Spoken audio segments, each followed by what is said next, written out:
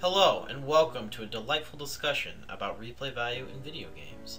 I'm Odian, and I'm joined by Faceless Mimic. and we're going to talk about replay value in video games, as the title does describe. So what does make a game have great replay value or bad replay value? Well, I guess it's hard to pinpoint an exact thing about it because it depends a lot on the person. Yeah, that's the thing. A lot of these things are going to be slightly opinionated because there's no objective good or bad in video games. There's a very small set amount of good or bad things, but for replay value, it's probably not like, set in stone. Yeah, because I could think of a game has great or bad replay value, and it could be different from person to person. So Yeah, and I could think that game has horrible replay value, but that's the beauty of opinions, which everybody has one. they're magical. Yeah, nobody's opinion is right, and nobody's opinion is wrong. So Unless yours is wrong.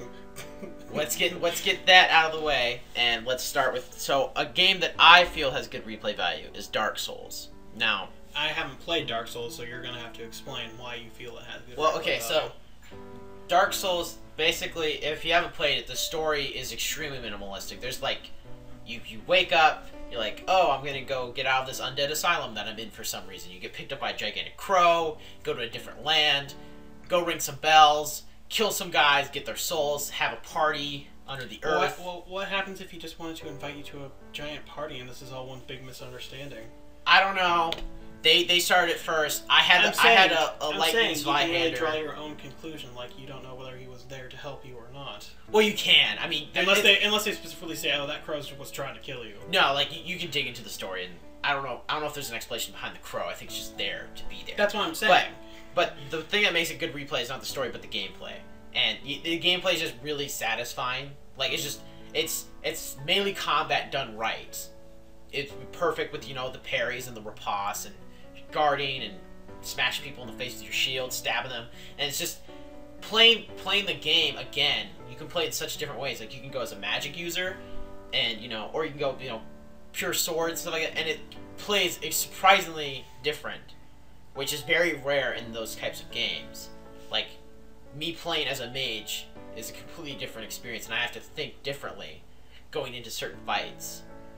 Like you're a mage or something. Yeah, like I'm a mage or something. Or I'd be like more healer oriented, but then I have to worry about, like, okay, well I can't have as many attack spells then, or I can't buff my sword or all this other stuff. And I don't know. I found it really interesting, and it was really fun to replay. And I've played through that game like five or six times, and I get a different experience every time. So before we go completely into the positive, what do you think makes a game have little to no replay value? Little to no replay value is probably, I'd say, the way they handle the story in a strange way. Like Catherine, for example. I'd say that Catherine has little to no replay value simply because of it's supposed to be your choices and your ending based on what you do. So if you play it again, it kind of nullifies that. Yeah, but also too, I don't know. I liked Catherine. It's a fun game to play. It's just that if you're really into the story, it's not. Well, see, that was the thing with me. I was like, I enjoyed playing Catherine the first 3 things, but then after that, I was just dreading to go home at night at the bar because I just got sick and tired of doing those climbing the maze. I just wanted to find out what happened in the story because it got really good. That's the thing too. I couldn't be bothered to care about any of the subplots of the people, so they. Yeah, but see, I could. And see, I guess that's another thing that affects replay. Like, I care a lot about subplots of characters. The problem is they don't influence the story in any way. Yeah, but see, you don't think they influence the story, but I think they do. I think they add a lot more depth to the story, make the characters more believable, and it's just more fleshed out story in the long run. But that's the thing. I don't feel that they're very important to the story because with them gone, I didn't really miss them at all. It's not like I was, oh no, I should have talked to him. And apparently your voice is better than any suicide hotline. Yeah, but I don't know. I was like, oh man, dude, Orlando's missing tonight. I'm like, oh snap, that dude is in trouble because I know what's been going on with Orlando and he's been having some lady friend problems and stuff like that. And then I talked to a person and then he died the next day, so I was like, forget everything. Forget everything. I don't care about your story. I don't care about any of them. They all died except for Glasses Guy, I think. So, So on the same in the same vein of Catherine with multiple endings and stuff like that, do you think that multiple endings like help add replay value? Like, would you go play through a game again knowing that you could get a different ending? If the gameplay was solid and I actually liked the game, maybe. But if the game was like trying to be like a moral choice kind of thing, where your actions affect what happens, then I don't think I would replay it, because it's supposed to be your ending based on what you did. And if you know all the endings or know all the traps there previously, Yeah. like, you can change your ending willingly and then nullify your first ending, basically. But so like you'd play through a game with multiple endings if like at the very end it was a choice you'd make and then you'd get the multiple endings, or would you rather? And then you want to play one where it's like you make choices throughout the game, and depending on your choices, you get your ending. I'd rather have it basically be your choices equal the ending, but I'd rather have it not like, oh, do you want to say yes to this, say no to this, and then basically just be a series of on-off switches which branch off to multiple paths. Okay. I guess I can see where you're coming from there. It's more of a moral choice type topic, which we'd probably have to delve into a little bit later, but but like, what's a game that you think has good replay value? Because we talked about a game that you thought that didn't have good replay, but we never talked about a perfect example of what you think is a good replay game. What do I think has a good replay value? Well, call me weird, but I think games that are actually kind of grindy and their side quests have good replay value. So like Diablo, would you say is a good replay value, or would you be more like Final Fantasy? I'd say probably like, what's a game that you've played through like you can't even count how many times? probably like the earlier Final Fantasies or something. Okay. Simply because I know the games by heart and I enjoy actually playing them. Like, I can sit down and play Final Fantasy and keep playing it again and again and again. I don't like ever get sick of like Final Fantasy 6 or 4. So again, it goes back to gameplay for you as well. Basically, if the game is solid enough, I'll keep coming back. So yeah. And if there's enough and for like newer games, it usually comes in the form of side quests or something. So if there's like enough optional side quests and I really care about the game, I'd go exploring on my own and wouldn't feel like I'm forced to do that. Yeah, and then there's other times where it's like, I don't know, like games like Fallout and Skyrim. Like, I love playing through Fallout and Skyrim, like, or just Elder Scrolls games in general, just not Skyrim, but and Fallout 3 and Fallout New Vegas and Fallout 1 and 2. But the side quests, like, they're fun. They're a lot of fun to do. But I notice every time I replay it, I just pick and choose the ones that I know are either going to give me the most like experience or benefit, or they're going to give me a good item, or they're just damn fun to play.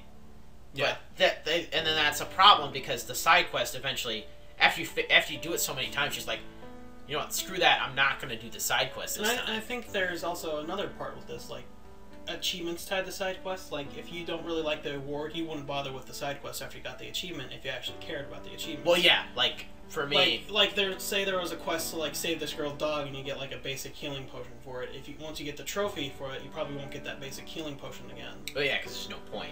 Or like for Skyrim, like doing the achievements for like, say, like joining all the clubs and like getting to the top of all the clubs. Yeah, they're great benefits, but is it worth to go through that whole club again to get the benefit over the fact that you won't get like an achievement or trophy anymore? Which, when again, achievements and trophies seem like another great topic we should talk about at some point.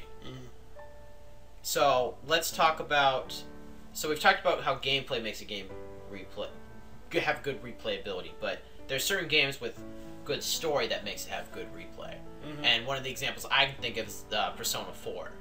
Yeah, I haven't played Persona 4 personally, but I've been playing Persona 3 actually on the PlayStation 3. Yeah, and you understand how I'm pretty addicted to it. Yeah, I mean, and I think that's more or less, while the gameplay is solid, but it's more like the day-to-day type thing. Like, you know, today you have 10 guys who want to hang out with you. You got to go pick.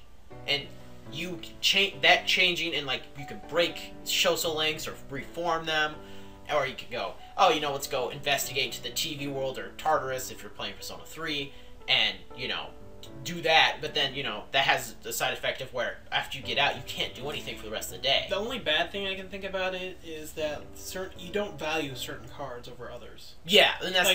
Like cards that aren't related to a person you really shouldn't care about getting up high. But see, that's the nice thing about replaying it, is because you can be like, alright, well, this first playthrough, I only had enough time to focus on my main character's social links, now let me do other people's social links and find out their story.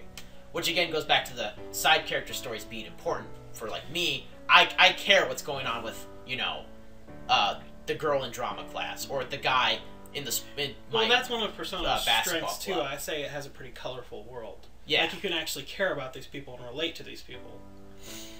Yeah. They aren't like wild, crazy, oh, we gotta shoot ourselves in the heads or break cars all the time, Break cars. Alright, so since we're on the vein of Persona and other games, what do you think about New Game Plus adding replay value?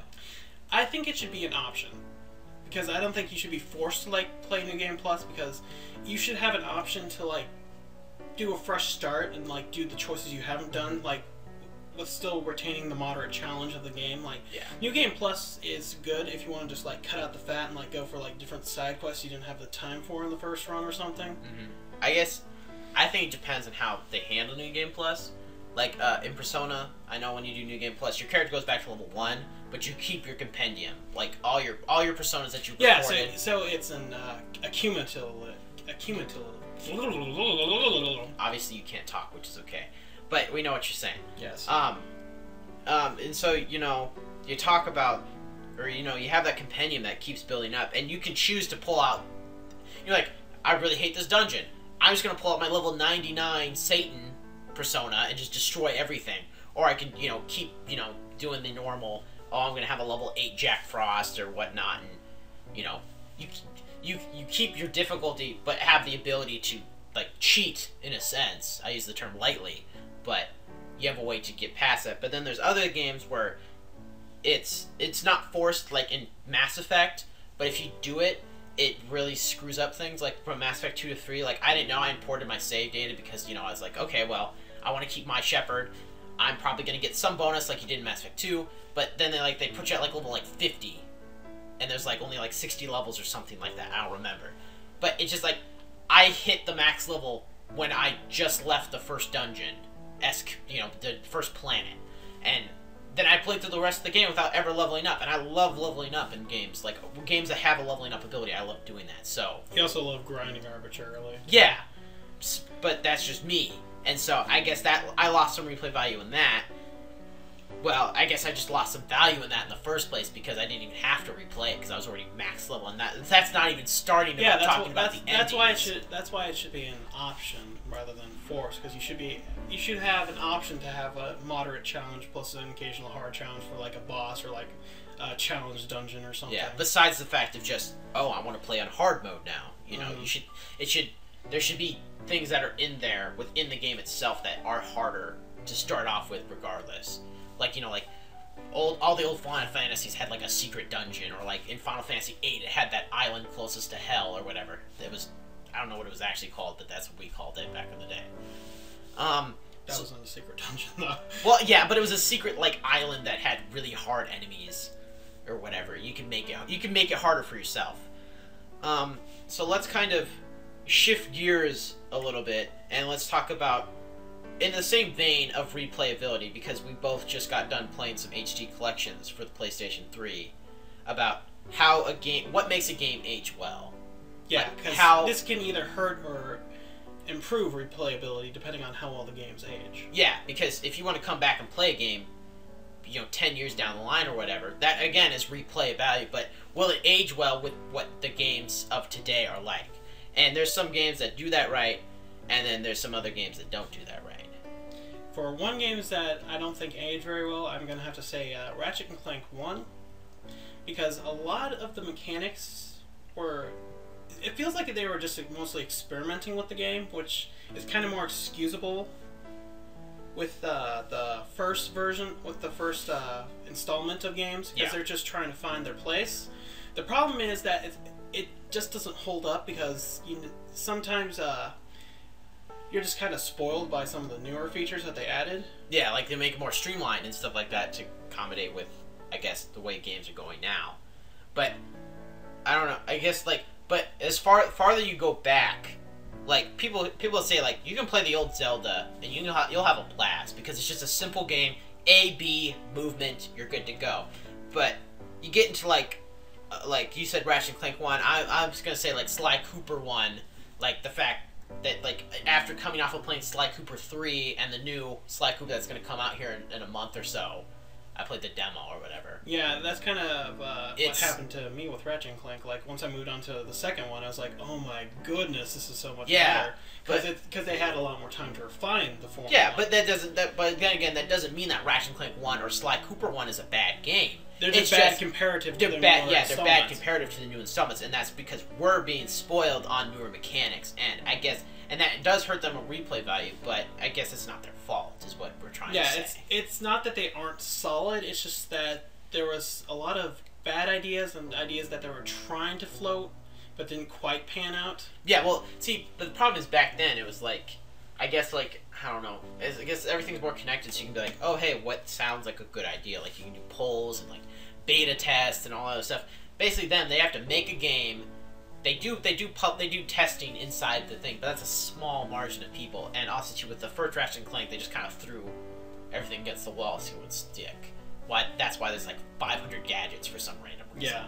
And then also, you can see that in Going Commando 2, or Ratchet and Clank 2 Going Commando, they overcompensated that, and there's like 50 weapons and stuff, which is awesomely cool, but then you look at like the new Ratchet and Clank, there's like 12.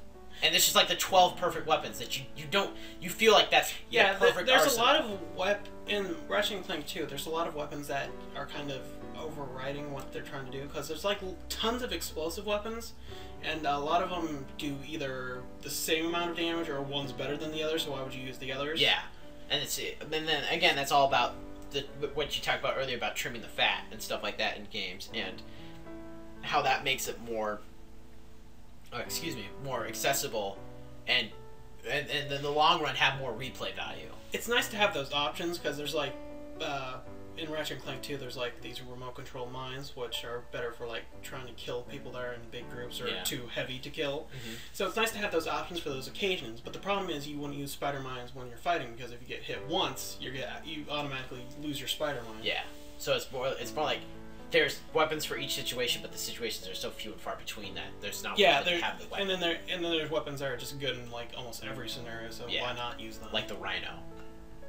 So yeah, we're gonna talk about another topic would probably be like for replay value, be like role playing, like how you getting put into the role adds replay value or lessens replay value even.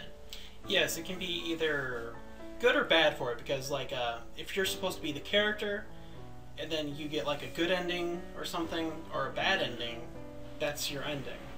Yeah. If you replay the game, then it doesn't really have the same effect, because now that you know, you can change your ending, and what affects your ending, you can get a different one. Yeah.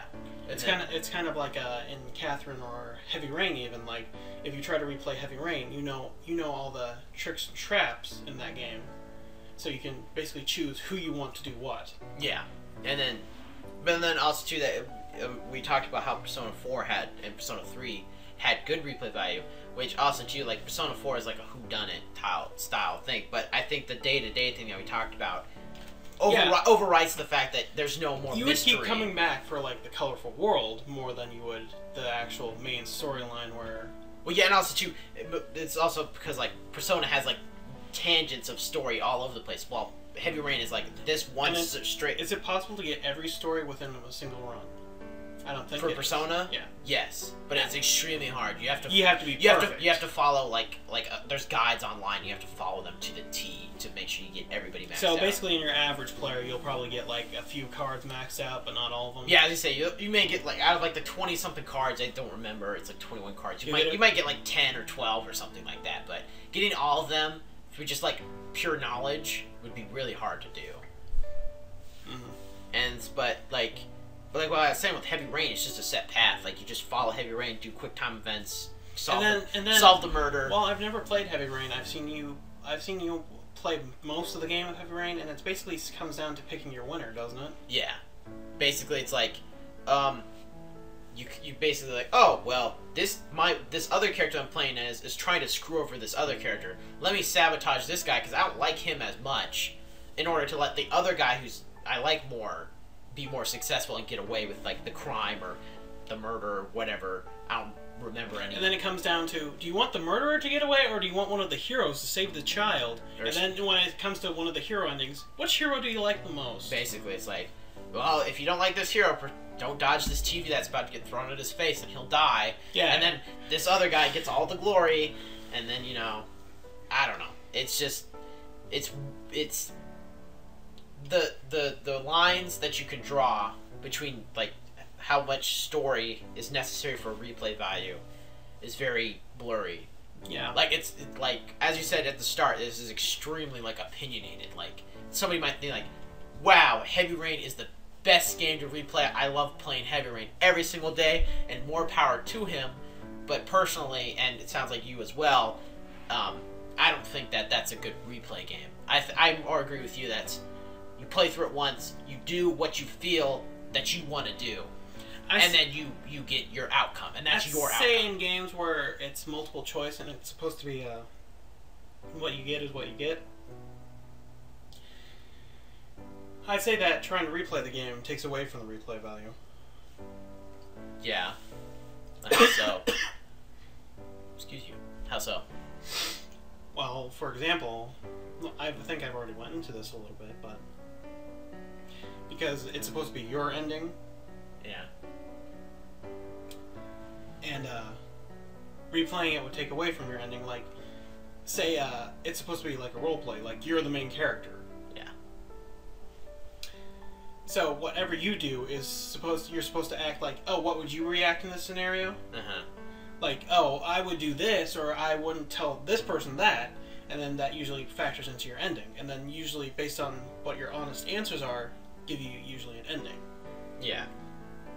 The problem is, if you go back and play it, then you can give dishonest answers to manipulate the ending. Yeah, because you know what's going to happen. Yeah, because you know what would... Because you know, like, oh, saying no to this girl seems to me now, but later... Yeah, and like... But, I mean, that's a nice way to add replay, because you're replaying the game. Like, you're just like, I'm replaying the game to screw everybody over. But you're not really replaying the game. Like, if you really cared about just the story, you could just, like, watch YouTube videos. Yeah, that is true. And that's also true. Another problem when it comes with replay value. Like, that also, too, we were talking about how games age well. Older games age well because there's not a lot to watch on YouTube about, like, I mean, there's plenty of playthroughs of Mario and Zelda and stuff like that, but it's not... But the problem is that you can watch them or you can play them because they're still solid games to this day. But, and also, too, like I said, there's not much to watch, so it's not really fun to watch me playing Mario. You'd rather play Mario and jump and, stomp on some Goombas. But, you can watch somebody play Far Cry 3, and you can get you don't get the exact same experience, but you get the story, you get what the gameplay looks like. I mean, the gameplay in Far Cry is not extremely the most satisfying gameplay in the world. Yeah, like, stabbing people is fun, and throwing knives at their faces never gets old, but, I mean, you can watch the video, and you pretty much get almost the same effect out of it, but that's just my opinion. And it's not like, watching someone else play a game you already played is a terrible thing. It's just that, usually most people would prefer to play it themselves, right? Yeah, I'd say so. I mean, obviously, I don't press the web. It's not going to be like, oh yeah, people are definitely going to agree with me, or people are definitely going to agree with me. I think that it's a fair statement to say that most people would probably like to play a game rather than watch a game. Yeah, that's a very safe assumption to assume. Yes. Unless the game's entertaining to watch, like you could say Persona 4 or Catherine is kind of entertaining to watch. And like fighting games. Like fighting games are like the premier game to. I would say fighting games are the only one that break that common assumption, because I love watching fighting games. Well, for fighting games, the high level and low level play are a lot different, so you can usually see things you usually wouldn't see. Like, say if someone who started yesterday was playing and someone who's been playing for years, you could see way two different matches, even though you're using like the exact same characters. Yeah, and that's also the nice thing about watching fighting games, because I personally don't know any top tier Street Fighter players that I can, personally play with. Like, I'd love to get my butt kicked by somebody who's extremely good. I'd hate it if it was like online because I just feel horrible about myself. But if it's, you know, it's my bud just destroying me, you know, I'm okay with that. And I like watching like top end fighting because it just makes me feel horrible about myself. And that's why I watch them, because I like to feel bad about myself. It's okay. I like to feel bad about you too. Yeah, I know. So, yeah, that pretty much wraps it up for this one. Yeah. If you have any questions, just, you know, you can leave us a comment. You can send us a private message on YouTube. We got a Facebook thing that I'll put the thing in the bottom. Twitter, whatever. Do what you want with that. Choose your social media of choice. Yeah, establish a social link with us, and we'll be forever grateful. Anyways, so which card are we? I don't know. Can we be the hermit? We'll be the hermits. We'll be the hermit. We're the hermit card. Establish a social link with us. Have a nice night. Or day. Depending on where you are. I'm not really sure.